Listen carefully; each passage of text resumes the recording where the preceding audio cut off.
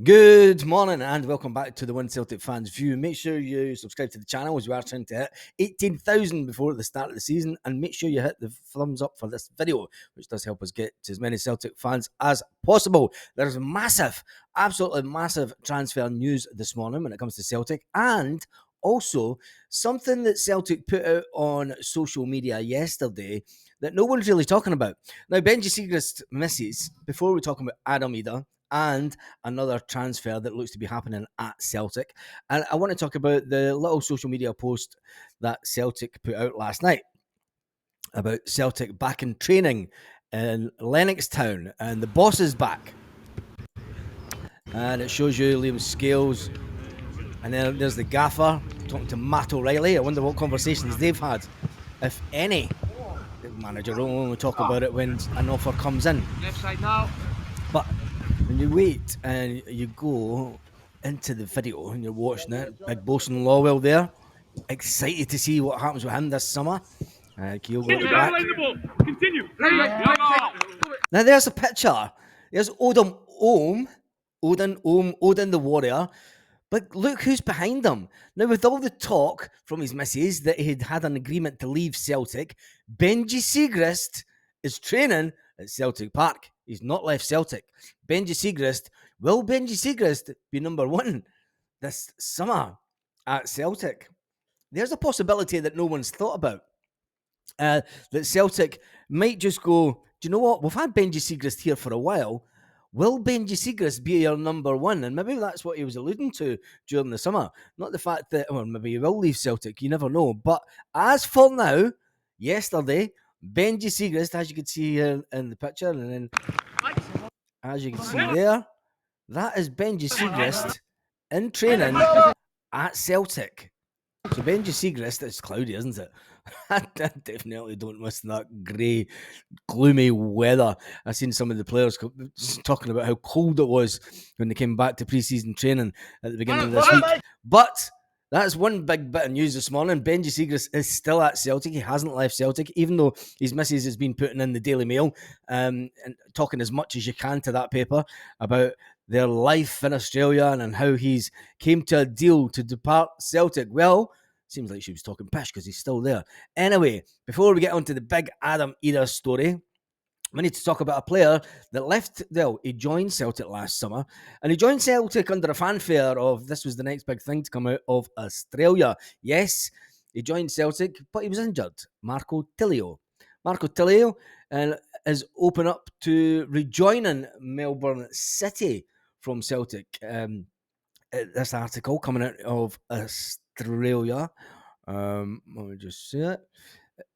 There's a couple of articles coming out of Australia. It says, exciting winger Marco Tilio hopes to rejoin Melbourne City on loan for the upcoming season and get him over the horror recent injury run and get him back into form. The Socceroos winger Marco Tilio has returned to Melbourne City on loan for the upcoming A-League men's season as he attempts to shake off his injury woes and get back to his accelerating best. Tilio's moved to Scottish powerhouse Celtic on a 5-year deal in June 2023 has so far proved disastrous for the 22-year-old player. It says a pre-season quad injury was a nightmare start, while Tilio fell quickly out of manager Brendan Rodgers' plans. He rejoined City on a short-term loan in January, but a repeated hamstring injury limited the time for the tricky winger, with just 4 appearances and a single goal. Tilio has signed with City on loan for the entire 2024-25 season in a bid to reinvigorate his career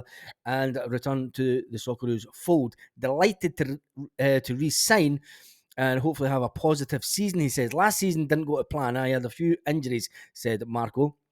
The whole season I ended up being out for about 8 months out of the last 12. So it wasn't ideal. It was tough. But now I've put myself in a good spot. I want to just get in a cracking pre-season at City and see what I can do for City. Tilio went on to say that he was unconcerned whether the winger would play last season. He says, I'm going to do everything I can to help the team this season and get myself back out there playing.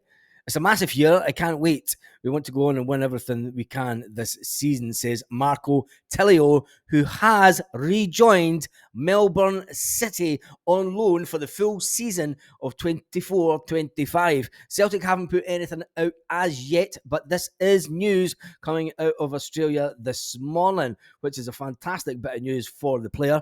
It's a player that hasn't didn't come to fruition on what he thought he would be able to do at Celtic. Now, last night we broke the news that Idah and Norwich City had turned down Celtic's first approach to sign Idah. This morning, it has been said that overnight developments, well, as we said last night, if Idah wants to sign for Celtic, it's in the ball. It's in the ball's in the player's court. Celtic last season had a brand new manager in. Now, I had people saying to me last night on WhatsApp and stuff, said, look, Baz, the new manager at Norwich wants to see the player. And last season, Brendan Rodgers wanted to see Jota in action, and he was looking forward, and he said that. He said he was looking forward to players like Jota. And Celtic sold him right under the manager's nose. We can do the exact same at Norwich, and it looks like we have done the deal, and it's gotten over the line with the player has been given permission to travel to Scotland for a medical, it has been said. Celtic have been expected to be given permission to speak to Idah. He's been given permission to travel north to hold talks with Celtic to complete the move to Celtic after a dramatic transfer turnaround late last night. The Irish striker was on loan at Celtic in the second half of the season, but the deal contained no option to buy by Lawwell Jr., and that led to Lawwell Jr. being sacked. Celtic have been attempting to get a deal for Idah, but hit a brick wall, as Norwich made it clear they had no desire to sell him. The situation has now changed over talks of the transfer at an advanced stage. Adam is soon expected to be given permission by Norwich to travel to Scotland to hold talks with Celtic. It's been suggested that he was on 23 grand a week down at Norwich. Now, that'll put him on one of the higher brackets at Celtic. It wouldn't put him in the highest paid. That obviously goes to the likes of Kyogo and Matt O'Reilly and other players. But if Celtic, even paying him 25 grand a week, it's a fantastic piece of business, and getting it over the line is a fantastic deal for Celtic. People were saying last night on this channel in the chat, and we should maybe go for the Aberdeen player. He's a proven goal scorer. Look, Idah in 19 games scored 9 goals for Celtic, coming off the bench. He's a player that knows he'll be playing second fiddle, right? He's a player that accepts the position. Could you imagine the Aberdeen striker coming from Aberdeen to Celtic and then being told he's playing second fiddle to Kyogo? It would just end up with another unhappy striker, if you ask me personally. Adam knows that he's got a lot of learning to do. He's still only young. He's still only 23. He's nowhere near the coming out the best of his football, and he can improve at Celtic. Now, he's a player that wants to play for us. Does the Aberdeen player want to play for us? The fact that Idah has been the first choice since he's been at Celtic, and he's been the first choice this summer. Look, if we get it over the line, it's a fantastic deal. Idah made it clear to Norwich that he wants to sign for Celtic. We spoke about this on the live last night. We did speak about this on the live last night, saying, look, it's really up to the player. It's in the player's hands. Norwich can say no all they like, right? Norwich can say no all they like. But if the player turns around and says, look at it this way, you haven't given me a chance at Norwich. I was a bit part player. You put me out on loan. I want to go to Celtic. It's as simple as that. You know, you can spit the dummy out and you can manufacture the move. Many, many players over the years have done it at Celtic. The Grumpy Greek said Haksabanovic talked his way out of Celtic, whether he likes it or not. And the total fee that Celtic will pay to Norwich is unclear at the moment, having been unwilling to meet the asking price originally due to the difficulty of replacing Idah. They're obviously wanting a little bit more money. It'll be interesting to see what the deal is if the total financial deal comes out into public. But Celtic will just say, look, we've signed the man who scored 9 goals and scored the winner for the Scottish Cup. Yes, he did score that winner, and that's one of the main reasons that I think we should have signed him anyway. He's a completely different player to Kyogo. And people say, yeah, but what about Shanklin? What about the Aberdeen striker? Well, Adam was our first choice. Adam's a player that loves to play for Celtic and wants to play for Celtic.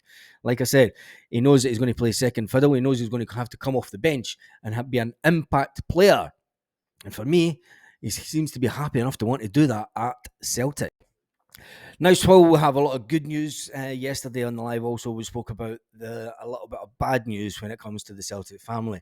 And yesterday, Celtic lost one of the most important women related to Celtic over the years. Rosemary Burns sadly passed away yesterday, and we send our condolences from everyone on the channel and everyone associated with the One Celtic Fans View is deeply saddened by this. Tommy Burns was an absolutely fantastic player for Celtic. He pulled on the green and white hoops from a very young age, from 1971 to 1989. And then he spent some time with Kilmarnock, and he came back to Celtic as Celtic manager. He did win the Scottish Cup with Celtic, Tommy Burns, in 1995, and I remember that fondly because I was in Ibiza that summer, and I was in Ibiza, and I can remember the pub I was in Ibiza, and I can remember falling to my knees and putting my hands up in the air in joy when we won the Scottish Cup that season. It was the first trophy that Celtic had won in 6 years. The league title eluded Tommy Burns at his time at Celtic. It would have been a fitting reward for the man to win a title. He played some fantastic football with his team, with the three amigos that he brought in, who ultimately left Celtic.